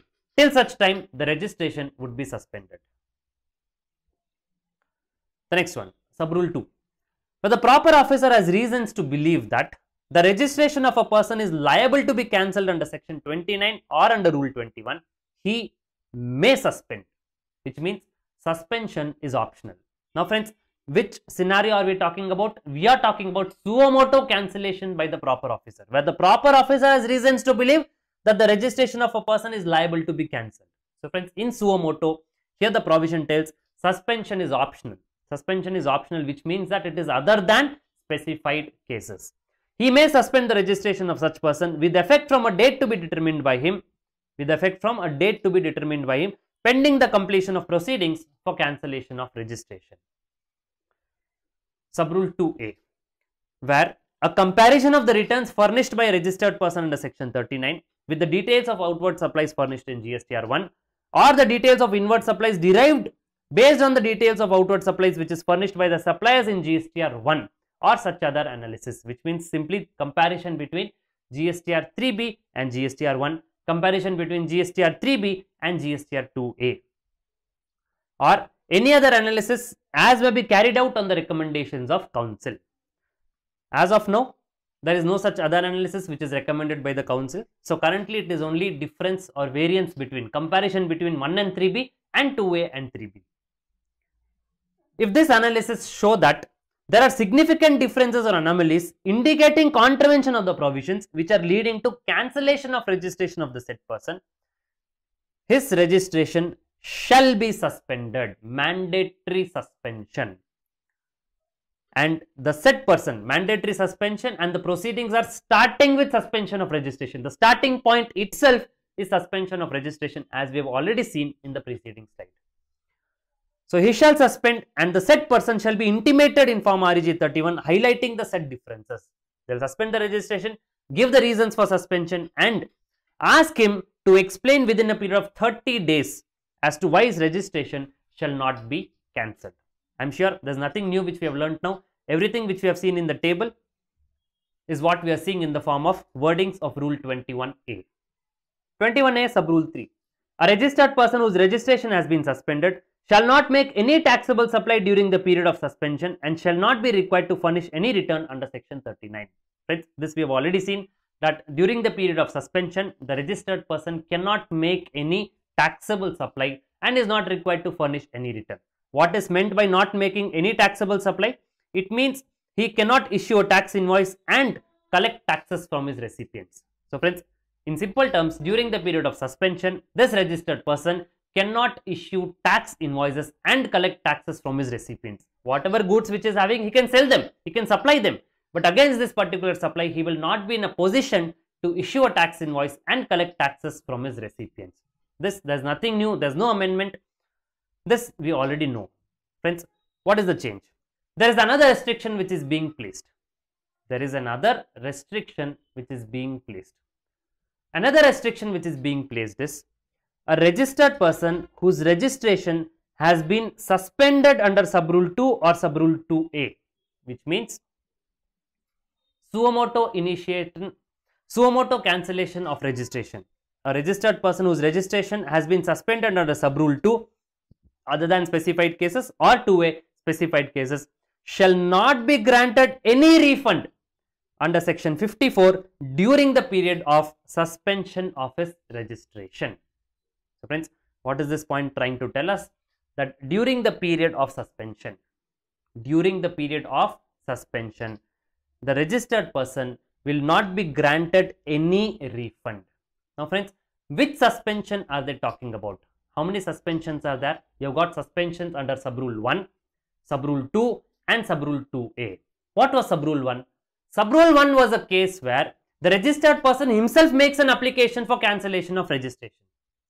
In that case, does Subrule 3A apply? That refund would not be granted. The answer is no. Friends, 3A is covering suspension only under Subrule 2 and Subrule 2A. What was Subrule 2 and 2A? Suo motu by proper officer. 2 other cases, 2A specified or risky cases. So friends, when suo motu initiation of cancellation is done by the proper officer and registration is suspended, during the period of suspension of registration, this particular person will not be granted any refund under section 54. Friends, what is the reason? Friends, the reason is very simple. Who has initiated the cancellation proceedings? It is initiated by the proper officer. So now friends, when it is initiated by the proper officer, there may be a case that there are certain liabilities which this person needs to discharge. He has contravened the provisions of law and there are certain liabilities which this person has to discharge. So friends, it may be a case where there are pending liabilities which this person needs to discharge. So friends, when there are already pending liabilities which this person needs to discharge, there is no sense in granting him refund.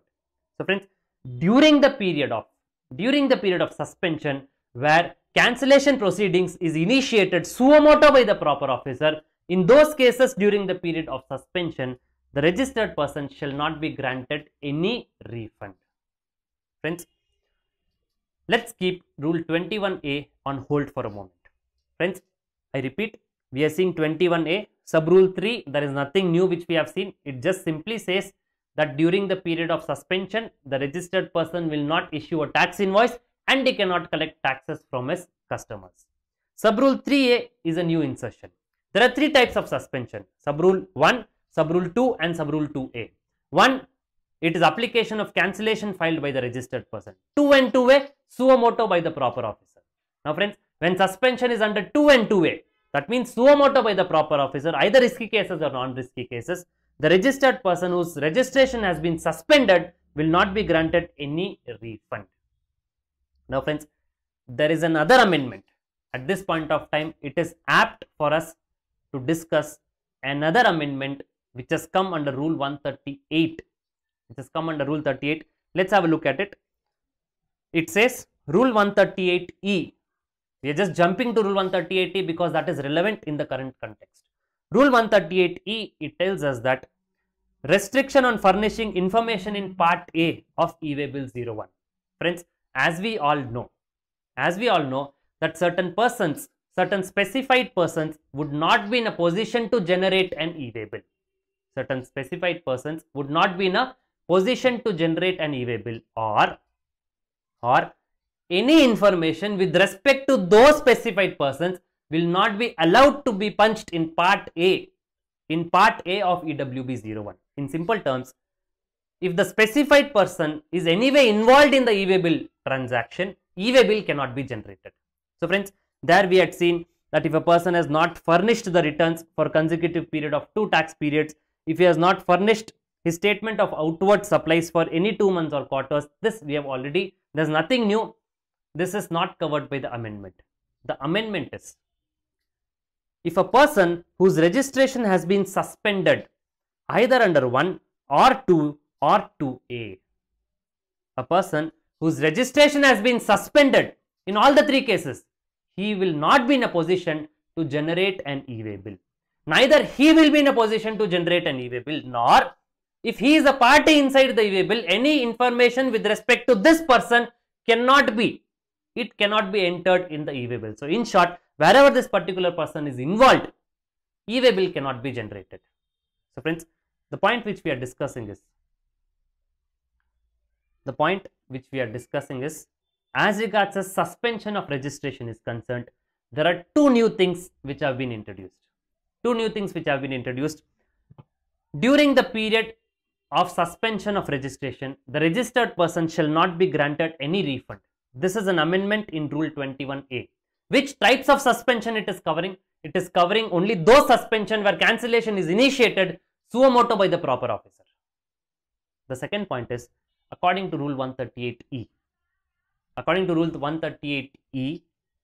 a person whose registration has been suspended in any of the 3 cases, either 21A sub rule 1 or sub rule 2 or sub rule 2A. If a person's registration has been suspended, E-Way bill cannot be generated. Friends, we have been to 138, we have discussed because that was relevant over there. Now let's come back over here. So we were discussing rule number 21A, sub rule 3A, which is a new insertion which states that refund shall not be granted. Refund shall not be granted to a person whose registration has been suspended under 2 or 2A, which means suo motu cancellation by the proper officer. Now friends, suspension, the registration has been suspended. When is the suspension going to get over? When is the suspension going to come to an end? Because suspension is a temporary status. Either you are a registered person or you are not a registered person. What is this suspended fellow? Suspension is only a temporary phase till final call has been taken by the proper officer.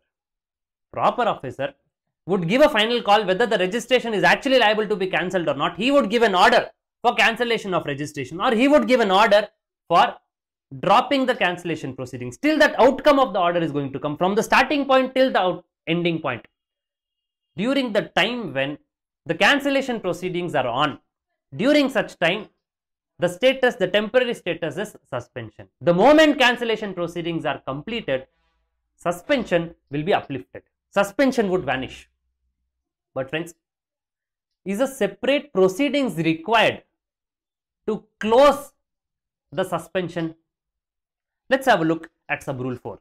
Sub-rule 4 tells us the suspension of registration either under 1 or 2 or 2A, which means application by the registered person or suo motu by the proper officer, shall deem to be revoked.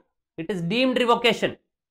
Nothing needs to be done specifically. Automatically it will be revoked. It will be uplifted upon completion of the proceedings by the proper officer under Rule 22, and such revocation shall be effective from the date on which suspension had come into effect. So friends, when is the suspension going to be revoked? The day on which order is going to come. In simple terms, what is meant by completion of proceedings by the PO? The day on which is going to give an order. So suspension is going to be revoked from the day on which order is going to be coming. But friends, with effect from which date? With effect from a date on which suspension came into force. So friends, the revocation of suspension is automatic and it is retrospective. The revocation of suspension is automatic. It is deemed to be revoked and it is retrospective. From which date? From the date on which it came into force. It came into effect. Now friends, let's say registration was suspended on 1st of February. Registration was suspended on 1st of February. Order is passed on 28th of February. Order is passed on 28th of February. The order says registration is cancelled with effect from 1st of February. The order says registration is cancelled with effect from 1st of February. Now friends, is the suspension revoked? Yes. Any separate proceedings required? No. Is it automatic? Yes. It is revoked from which date? With effect from which date? Suspension revocation is automatic and it is retrospective. Suspension will be revoked on 28th of February with effect from 1st of February. With effect from 1st of February. Scenario number 2, registration was suspended. Registration was suspended.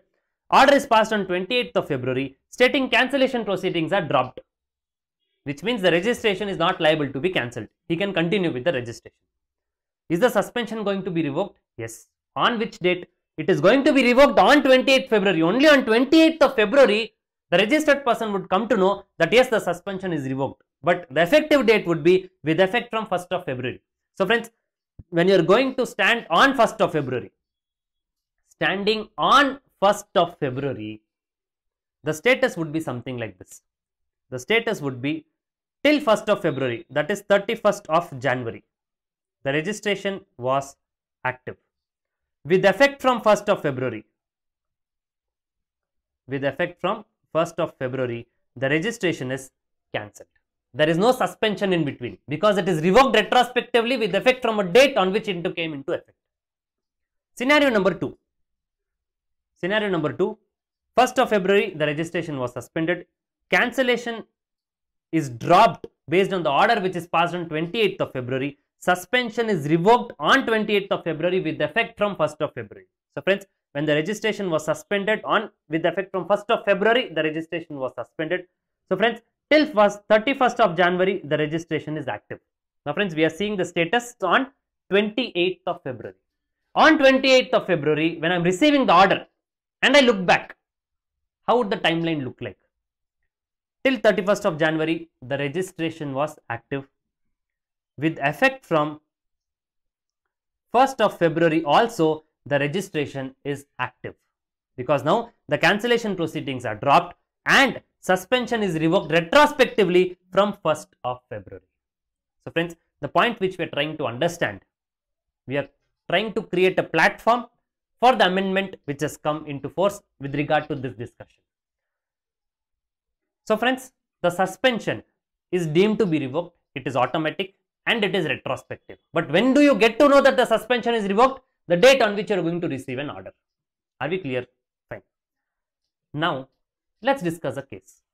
Let's say it is a non-risky case. It is a non-risky case, which means it is other than specified cases. It is other than specified cases. Proper officer is suo motu initiating the cancellation proceedings.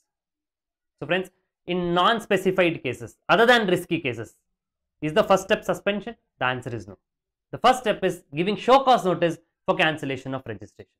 Now, what is the ground? Let's say the registered person is not carrying out business from the declared place of business. Let's say on the field visit, the proper officer went. He found out on a random field visit, he found out that this particular registered person, the place which is declaring as his place of business in the portal, upon visiting that particular place, he found out that there is no one who is operating over there. There is no name board, there is no one at all. On the mentioned address which is there in the portal declared as his place of business, no one exists.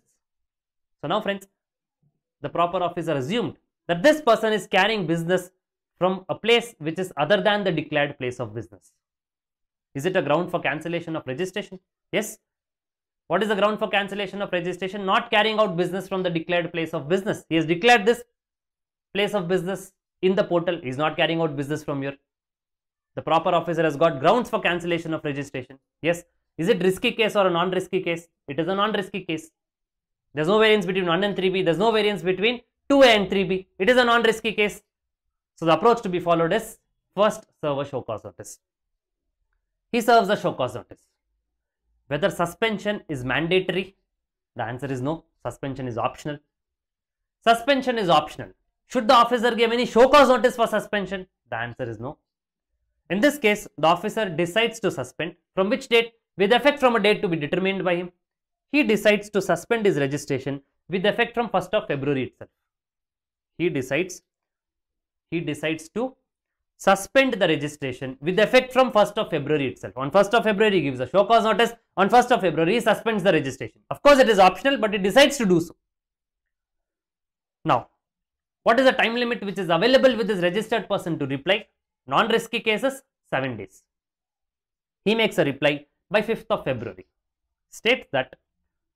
He states that I have recently moved to a new place. So there's a change in the address of my business.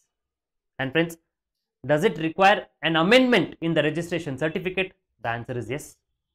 Does it require an amendment in the registration certificate? The answer is yes. Within how many days? Within a period of 15 days from the date on which change has occurred. He says, I've got a time limit of 15 days. It is only 2 days back when I left this premises.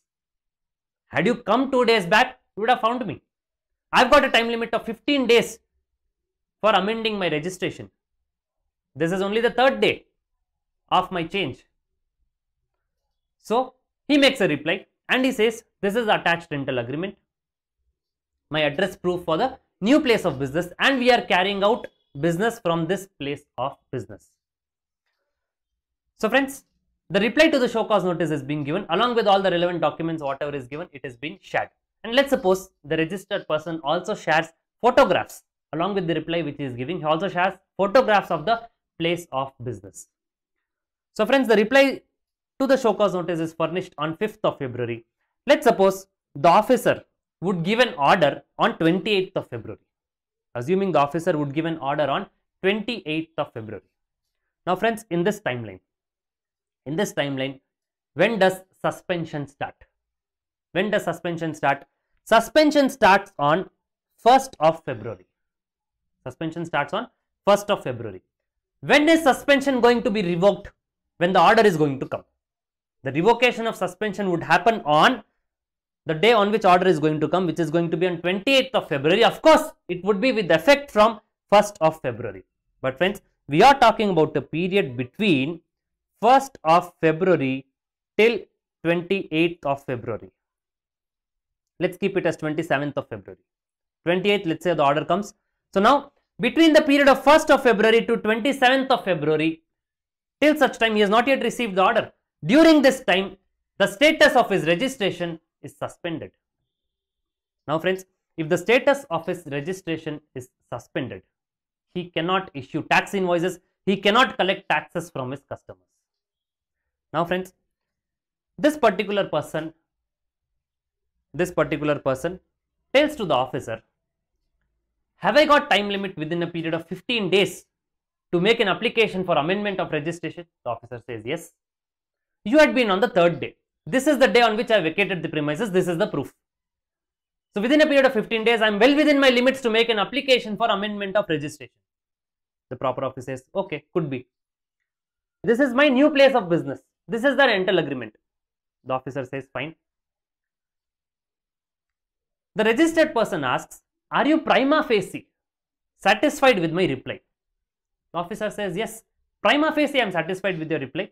You have given the rental agreement. You also shared the photographs. Prima facie I am satisfied with the reply which is being given. Now the registered person says, that being so, why are you not giving me an order? The proper officer says, I am falling short of time. Agreed, you have shared the rental agreement, agreed, you have shared the photographs, but still I want to come for a field visit. I want to come and visit that particular premises, and only thereafter I would be giving an order. The registered person says, welcome, please come today itself. The officer says, I am falling short of time. I do not have time to come now. It will take a week more for me. I am held up in some other work. It will take a week more for me to come and visit. The registered person says, agreed, you take a week more. But please understand my pain.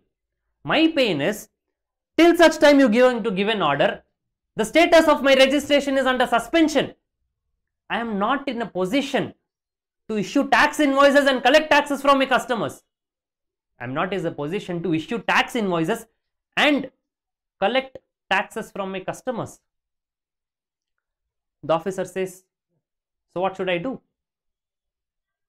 This person says, you please revoke my suspension. You come to a field visit, you decide on whichever day you want to come. On that particular day, after you are being satisfied, you give me an order. But please revoke my suspension. The officer says, I do not have power to revoke the suspension. The officer says, I do not have the power to revoke the suspension because under sub rule 4, revocation is automatic. Revocation is automatic. I cannot interfere manually in revocation of suspension. And revocation is automatic and it will happen only when this order is being passed. In between, even if I want to, I cannot revoke your suspension. The proper officer further says, what is your problem? What is your problem? During the period of suspension, the only thing is you are not in a position to collect the taxes from your customers. He says, yes. But can you sell the goods? The registered person says, yes. There is no bar on selling goods. You sell the goods. After your suspension is being revoked, thereafter you issue a revised tax invoice. Rule 21A is permitting you. You issue a revised tax invoice for the supplies which you have made during the period of suspension. Let your buyers take credit. You collect taxes from them, pay to the government. The solution is simple. The law has already offered you solution. This person says, agreed that I can sell my goods. Agreed that I can sell my goods. These goods which I am selling, I cannot issue a tax invoice. For this tax invoice which I am not in a position to issue, the law is giving me a solution that I will be in a position to issue revised tax invoice and thereafter I can collect the taxes from my customers. That will not be my cost. I agree. But please understand, this registered person is asking, you please tell me what is my status. During this period of 1st of February to 27th of February, am I a registered person or am I not a registered person? Am I a registered person or am I an unregistered person? This question is being posed by this particular assessee.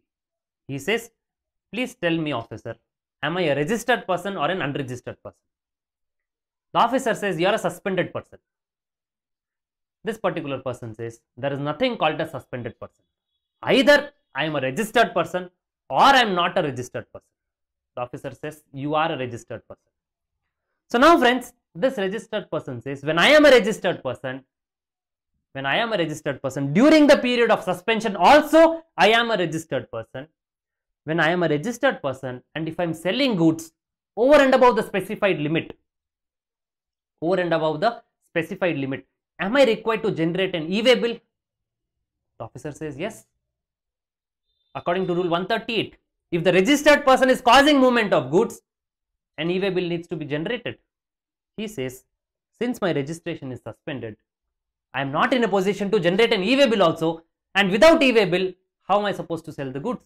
You gave me a solution for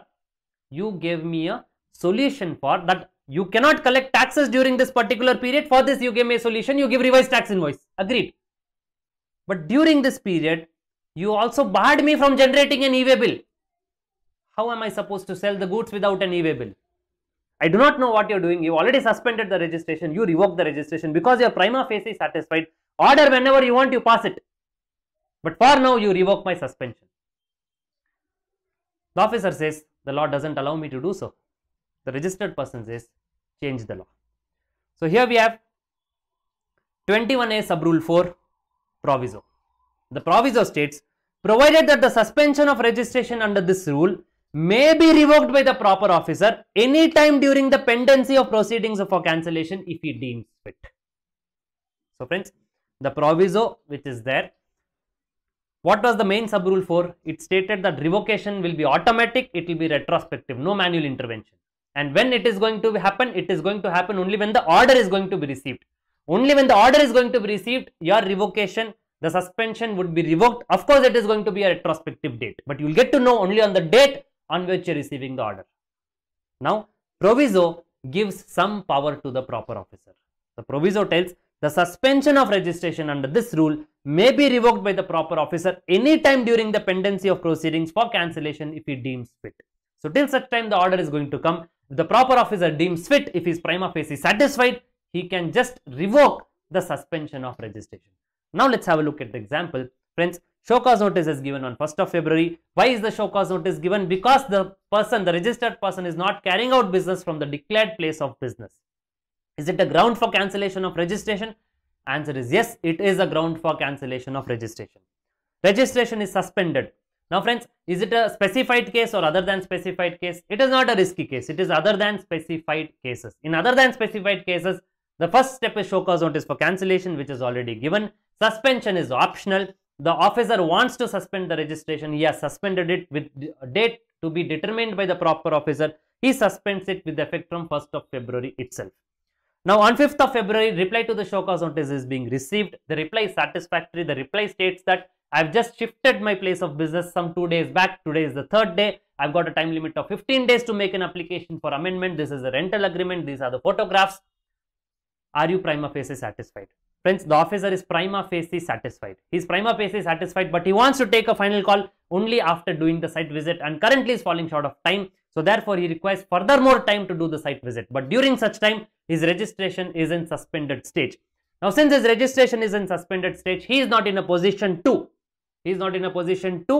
raise tax invoice and collect taxes from the customers. He will not be granted refund during this period, and also he is not in a position to generate an e-way bill, or no person can generate an e-way bill with respect to this particular person whose registration has been suspended.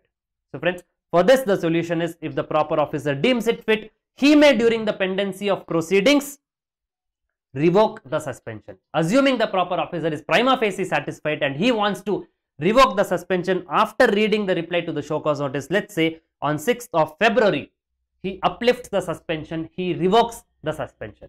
So friends, his period of suspension is from 1st of February till 6th of February. After his suspension is being revoked, he will be in a position to issue a tax invoice and collect taxes from his customers. He will be in a position to receive refund from the government, and he will be in a position to generate an e-way bill. I am sure by this, all the aspects of amendment with regard to suspension, the revocation of suspension, we have covered in this one example. Proceeding further, friends, we have done with the cancellation proceedings suo motu by the proper officer. Along with it, we have also studied the suspension process. Let's have a diagrammatic look at rule number 22. So friends, the procedure for cancellation of registration, when the cancellation is initiated suo motu by the proper officer, and in suo motu there are two approaches. One is against specified persons, another one is against other than specified persons. This is a general case, which means we are saying other than specified cases. Other than specified cases, non-risky case. Non-risky case, the process would start with a show cause notice for cancellation of registration. This is the entire summary of whatever we have discussed so far. Show cause notice for cancellation of registration would be given. Reply to the show cause notice to be given by the registered person. Reply to be given within a period of 7 days. Now friends, after giving a show cause notice for cancellation of registration, can the officer suspend the registration? Is it mandatory or optional? It is optional. From which date? From a date to be determined by the proper officer. Within 7 days, the reply to be given. If the reply is satisfactory, yes, an order to drop the cancellation proceedings within a period of 30 days. The officer has got a time limit of 30 days. If the reply is not satisfactory, within 30 days of the reply, he will give an order for cancellation of registration. Friends, in this entire process, the officer can. It is the option of the officer to suspend the registration. That suspension of registration would be revoked automatically and retrospectively when an order is being passed. However, in between, if the officer deems it fit, he can also revoke the suspension from the date again to be determined by him. So friends, this we have seen. And the most important point is, for suspension of registration, there is no show cause notice which is required. Suspension is a one-sided game by the proper officer. Suo motu cancellation by the proper officer in special cases, specified cases, risky cases. It starts with an intimation. First, suspension of registration. Intimation why registration is being suspended, and show cause notice asking reasons why registration should not be cancelled. Reply to the show cause notice to be given within 30 days. Please understand, for risky cases, the registered person has got 30 days to reply. If the reply is satisfactory, yes, the order to drop the proceedings. Reply is not satisfactory, order to cancel the registration. Again, 30 days is available with the officer. Now friends, of course, POK cancel retrospectively. Here also, no show cause notice is required to be given for suspension of registration. It is a one-sided game and suspension is automatic. Suspension would be uplifted, it would be revoked when the order is being passed. Revocation is going to be automatic and revocation is going to be retrospective. However, during the intermediate period, if the proper officer deems it fit, he may revoke the suspension pending the proceedings of cancellation of registration. Now friends, another amendment we have completed with cancellation proceedings, we have completed with suspension as well. Now friends, as regards as revocation of cancellation is concerned, one small amendment we have in revocation of cancellation. Section 30 read along with rule number 23. Once an order for cancellation of registration has been passed, where cancellation was initiated suo motu by the proper officer, another chance the registered person has got, he can make an application for revocation. He can make an application for revocation of cancellation. This application should have been made within a period of 30 days from cancellation order. However friends, there is a small amendment over here. This 30 days can be further extended by another 30 days by assistant commissioner or joint commissioner. The initial 30 days can be extended by further 30 days by the assistant commissioner or joint commissioner, and thereafter further 30 days by the commissioner.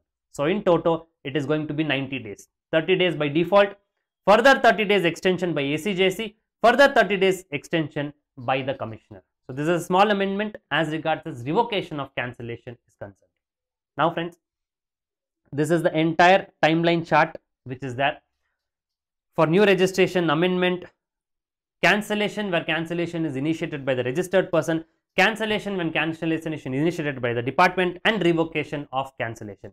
So friends, these are the various time limits which are available. You can have a quick recap at these time limits. Subscribe to LearnCap and hit the bell icon to get notified.